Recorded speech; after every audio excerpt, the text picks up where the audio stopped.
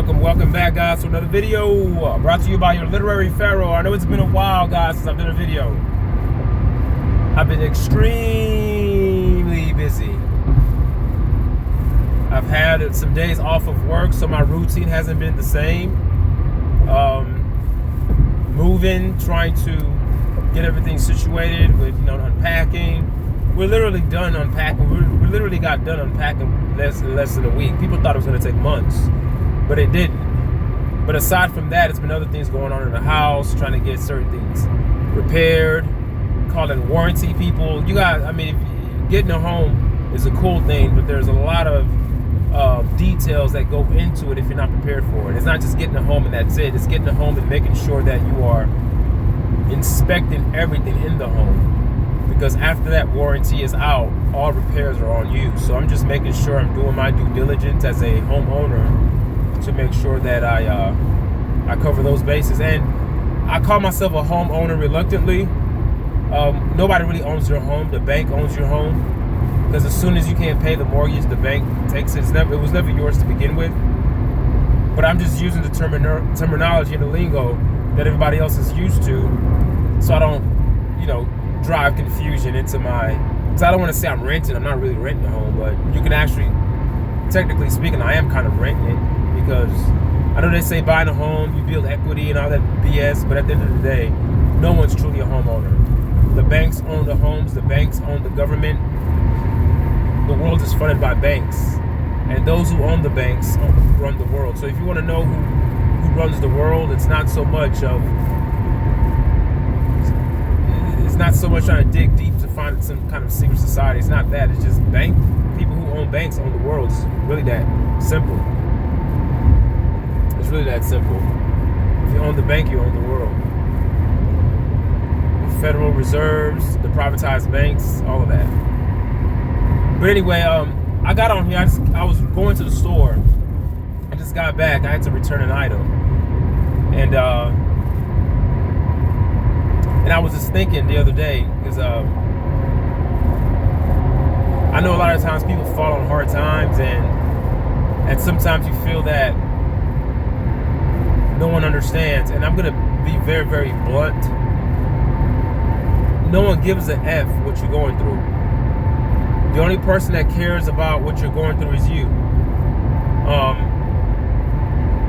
Now, am I saying that people are evil? No, I'm not saying that. But because our spirituality has been tampered with, our true spirituality, because our genetics have been tampered with, we're being blocked from true spirituality. Religion is nothing spiritual. There's nothing spiritual about religion. Religion is the furthest thing that you can, engage in, that'll take you away from true spirituality. True spirituality has nothing to do with worshiping anything, to be honest with you. True spirituality is an inward look and an inward observance and an inner working of the human soul.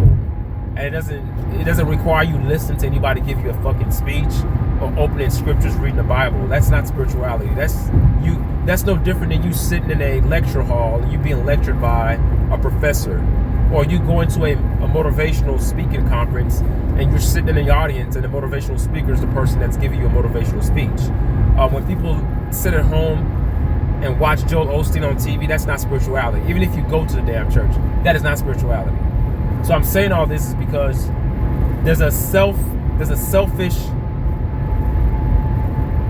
mechanism in all of us, and we have to fight against it. And that selfishness is what I'm speaking of today. That no one cares. The reason why I can say that no one cares about what you're going through, because I don't care about what you're going through. I don't care about what you're going through. Now you say, hold on, why is this guy speaking like this? Well, I'm going to tell you why. When you're going through something, people have to fight against their natural proclivity, meaning that their natural bent, meaning that if you leave a human to operate freely without any moral restraints, the normal human being doesn't give an F about the next person. Now, I know in the term human, you have the word humane. You're supposed to care about your fellow man. Yes.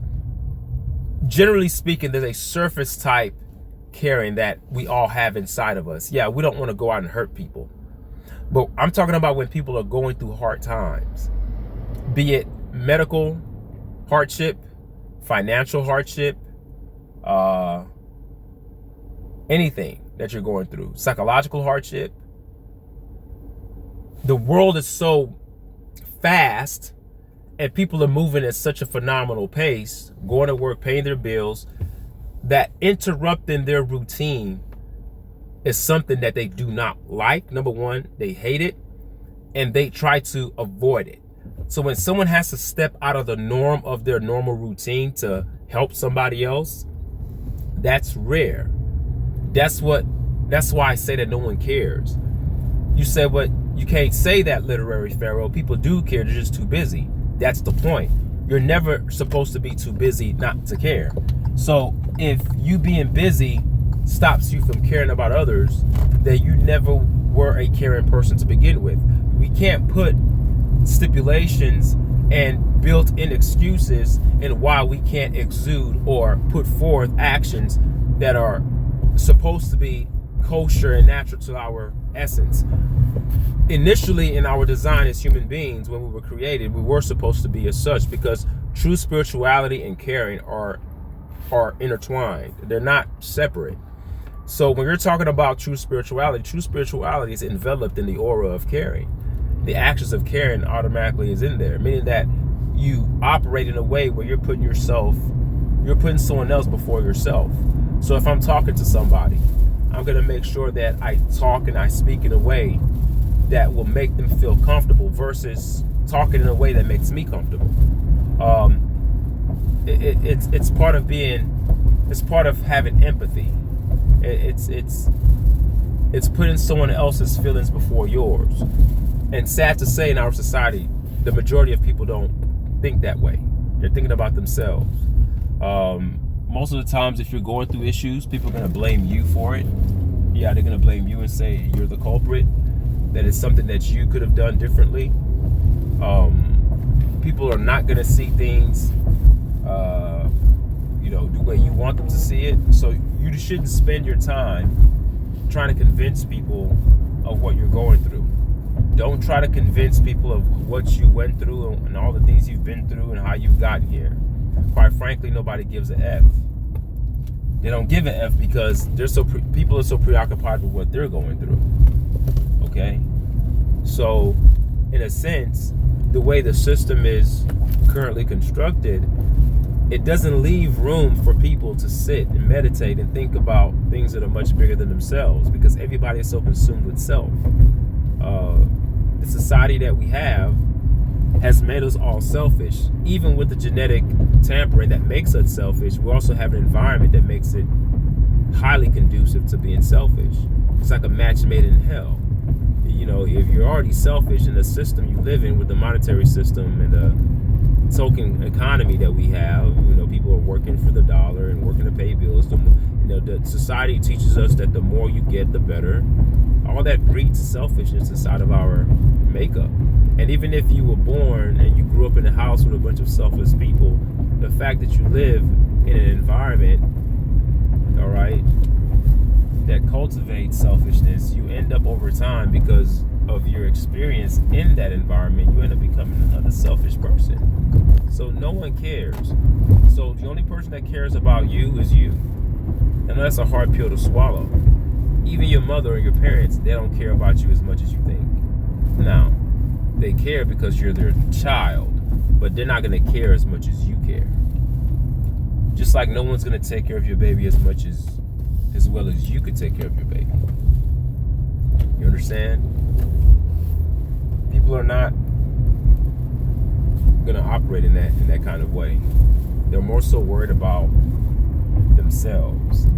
And if you can't truly exert yourself 100%, and I'm speaking for myself, I'm selfish too. I don't go around helping people. See, when I get on here talking to you guys, I'm not indicting or pointing the finger or placing blame at you guys and acting like I'm above reproach or I'm above the rest. No, I'm part of the problem. All right? And the next logical question that you could deduce from this thing that I'm talking about would be, well, if that's a problem,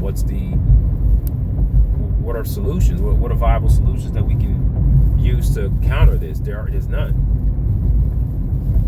The only way that can change is if society changes, and that's not happening anytime soon. All right, that's not happening anytime soon. Society is not going to change. We're going to continue to live in a selfish society that breeds selfishness. So the longer we live in a system, the more inhumane we become.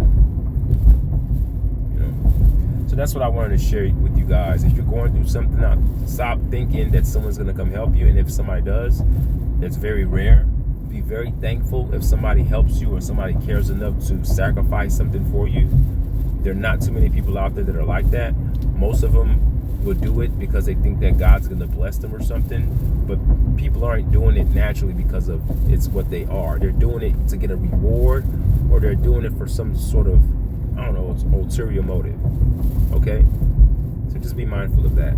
So if you wear that suit of I am the only person that cares about me, then you'll operate accordingly and make sure that everything you do and every decision that you make is intentional. You won't haphazardly just go through life doing a bunch of stupid stuff, because if something happens, it's all on you. No one cares. All right, peace, guys. Love you guys. Till next time. Bye.